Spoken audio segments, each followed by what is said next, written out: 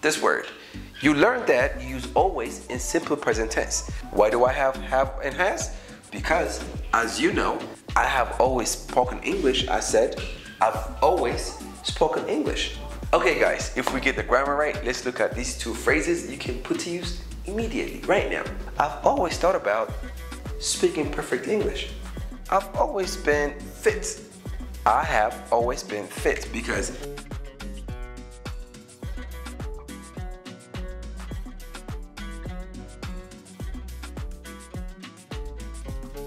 What's going on, guys, and welcome to Mark English with Abby. You know, grammar is always tricky and sometimes you find unusual structure. For example, always, this word. You learned that you use always in simple present tense when you do something repeatedly, right? Today, I'm here to show you something else, something a little bit different, which is always going with present perfect. What's the difference? How do we use it? And what are the everyday expressions we can put to use in our conversation? We're going to see them in a minute. So let's start with this first sentence. I always play football. Well, when somebody says I always play football, you imagine him playing football again and again and again. Maybe like yesterday, today, tomorrow, the day after. It's just his habit. But it doesn't focus on the duration and tell us for how long, for how many years, for how many months even that person was doing this. So because of this, this is out. It tells us about habit, but doesn't tell us the duration. So how do we focus on the duration and the habit both? For that, we have the structure. Has or have plus always and verb 3. Why do I have, and has? Because, as you know, if our subject is she, he, and it, we use has. If it's I, you, we, and they, we use have, and you have always, and plus you put your verb 3. What is a verb 3? I'm thinking you already know, but just for the hell of it, just to remind you, if it's a word that takes ed, repeat it. If it's an irregular verb like eats, just choose the last one, okay? Eaten, eat, ate, eaten, take, took, taken, things like that. So let's see the first example. I have a subject here, which is I, and I have always plus says verb 3. I have always. I have always. Okay, someone comes to me and says, hey man, your English is so good. What's the secret? I can say, well, I have always spoken English. Mind you, I'm saying spoken. This is verb 3. I have always spoken English. As long as I remember, starting from my childhood until now, until the present moment, that's been the fact. You see, it just adds the length of time. It tells you from there till now, like it's just been like that a long time. Okay, so I've always spoken English. I just changed it a little bit, and instead of saying I have always spoken English, I said I've always spoken English.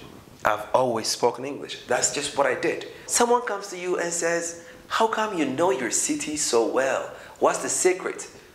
You lived your whole life there. What do you say? I've always lived here. I've always lived here. I have always lived here. Contract it and just say, I've always lived here. I've always lived here. Say it again. I've always lived here. I've always lived here. I've always lived here. Good. Okay, now I'm going to ask you a different question. So I'm impressed with your English and I want to know why or how come. So tell me, it's my videos that helped you watching my videos. What do you say? Come on, say it. I've always watched your video. I've always watched your video. Let's say it one more time. I've always watched your video. Perfect. Okay, one more example. I'm pretty sure in your house you have this one seat, that's yours. It's your favorite, you like it. Everybody in the family know that's yours. So when you go, you found your sister sitting on your seat. So you tell her, hey, get up. She says, why? It's not yours. Yeah, I know, but I have always sat here. I've always sat here.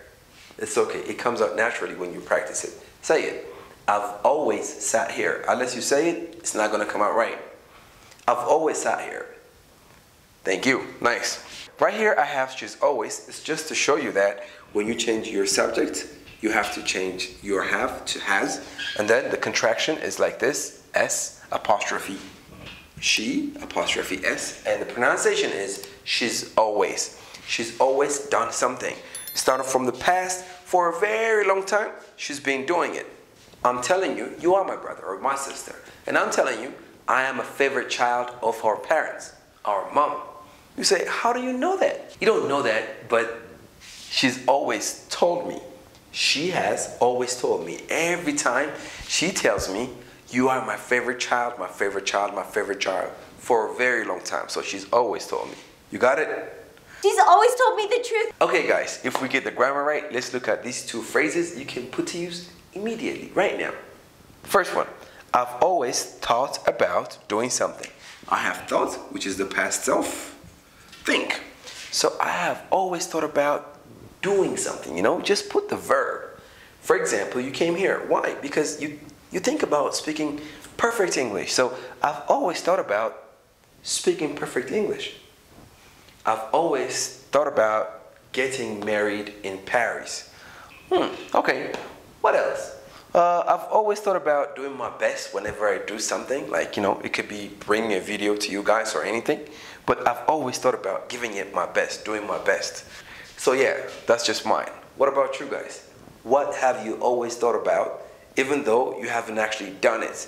I've always thought about doing something. Put it in a comment and you'll never forget it. I've always thought about joining the army. Phrase number 2, I've always wanted to do something. You had the desire to do it for a very long time. Usually, if you actually get the chance, you can use it to appreciate the person and tell him that's been your desire for a very long time. Imagine, who's your favorite musician? And the person that you wanted to meet for a very, very long time. Finally, you got the chance. Oh, thank God, I'm so happy. I've always wanted to meet you. I have always wanted to meet you. I've always wanted to meet you.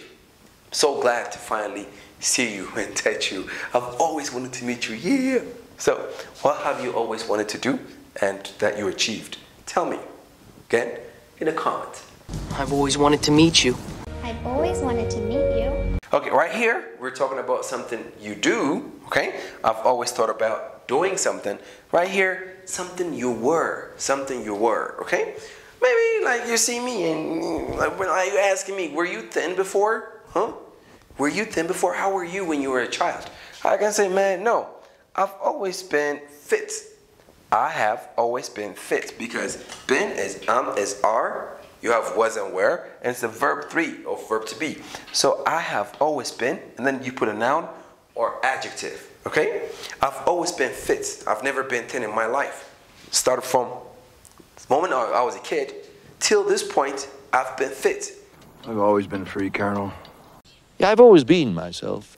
I can simply say I'm fit, but it's only telling me my present state. But if I said I've always been fit, starting from my childhood to this point, I've been a fit dude, okay? I've always been this, I've always been that, okay? What have you always been? I've always been taller, I've always been short, I've always been happy. I don't know why, but I've always been happy. Like if you want to ask me, you can say, have you always been? Have you always been? Sometimes some people change for better, some people change for worse. So when you see me, I'm super kind. You know, it's just out of this world. It's something different like you've never seen.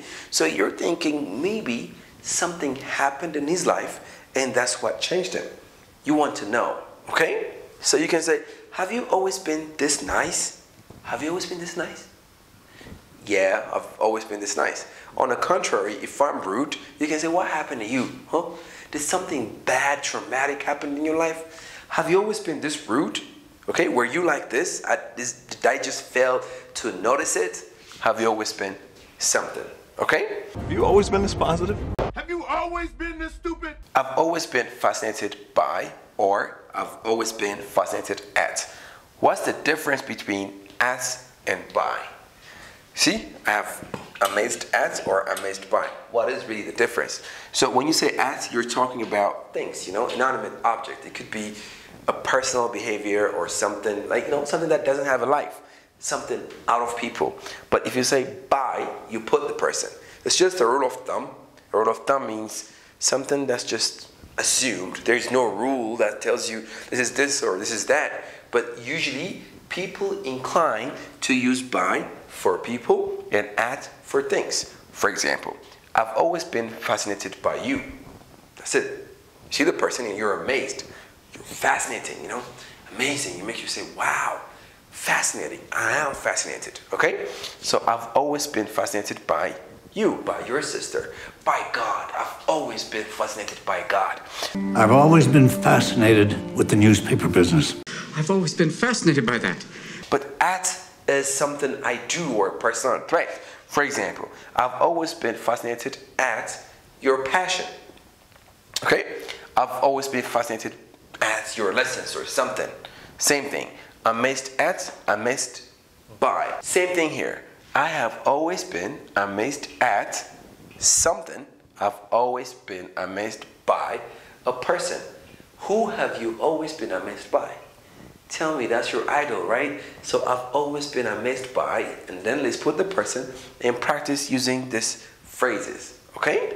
So let's see what we learned so far. Here you have something you do, okay? I've always lived in Addis. I've always played football. I've always thought or spoken English, something I did. Here, I've always been, something I was. I've always been happy. I've always been cheerful. I've always been this. I've always been that, okay? This is a little bit different, something that you possess. It could be a quality. I've always had, maybe like, no man, like, how do you know this car so well? Well, I've always had it. I don't know, ever since I remember, it was mine. Okay, let me talk to you about this. Do you remember the moment you had TV in your house? For me, I don't. We've always had TV, as long as I remember. I don't remember my parents going and actually buying TV, and then the moment we became from not owning the TV to owning it. So we've always had a TV in the house, okay? What else? I've always had something, I don't know, like I've always had money. There was no time I was broke, okay? I've always had this, I've always had that.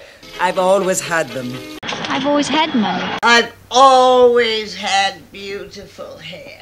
So this is how you use it. She's always had a special place for me. Let's see the common phrases. The first one, I've always had a soft spot for something. I've always had a soft spot for something. Okay, I could have 3 friends, okay, or 4 or 5 or 6 or 7, it doesn't matter. Maybe for all of them I have this strict rule, but for one of them, I'm willing to break the rule, you know? I have this special place for them. So I've always had a soft spot for something. Even like ignoring everything else, you can say, I have a soft spot for football. You know what I mean? Let me tell you about mine again. You could offer me another job that could pay well, maybe more than this. But to tell you the truth, I've always had a soft spot for teaching. That's my passion. This is what I love to do. That's it. What do you have a soft spot for? Again, use it in the comment in forever. This expression is going to be yours. I've always had a soft spot for the less fortunate. I've always had a soft spot in my heart for Rome. Or if you want to spice it up a little bit, you can just say, I have a thing for something. You like girl. You like a girl. Go and just tell her, I have a thing for you. Instead of saying, I love you. I have this special interest, special feeling for you. I have a thing for jazz music. I have a thing for something, you know? So you can use, I have a soft spot for something, or I have a thing for something. But if it's something that you love so much and you're willing to do whatever to have it or to do it, you can say, I am a sucker for something. Usually when you're in love, even if the person you love is pushing you, you still go and beg them. You know, like it's just, you know, it's not something you enjoy doing, but you do it anyways. Why? Because you love that person so much. In that case, you can say, I am a sucker for love. Most people are a sucker for love. What else? I am a sucker for ice cream. If you give me ice cream, I'll do whatever. Not whatever, but you know what I mean. I'm a sucker for ice cream. I'm a sucker for an honest man. Because I'm a sucker for romance. I'm a sucker for family reunions. So what is one thing you're willing to do whatever for? Let's finish the video with that. I am a sucker for something. Okay?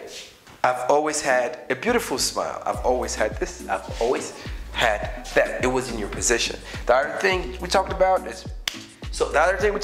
is fascinated by or at. I told you if it's things, if it's not people, you can say at. If it is a person, you can use by. Soft spot for something you like. A thing for something you like. It's just variation. But if you really love something, you can say I'm a sucker for something. So that's pretty much what we covered, guys. I hope you enjoyed it. It's Smart English with Abby. Tell me what I can do better and I'll be happy to oblige. Until I see you next time, take care of yourselves. One love.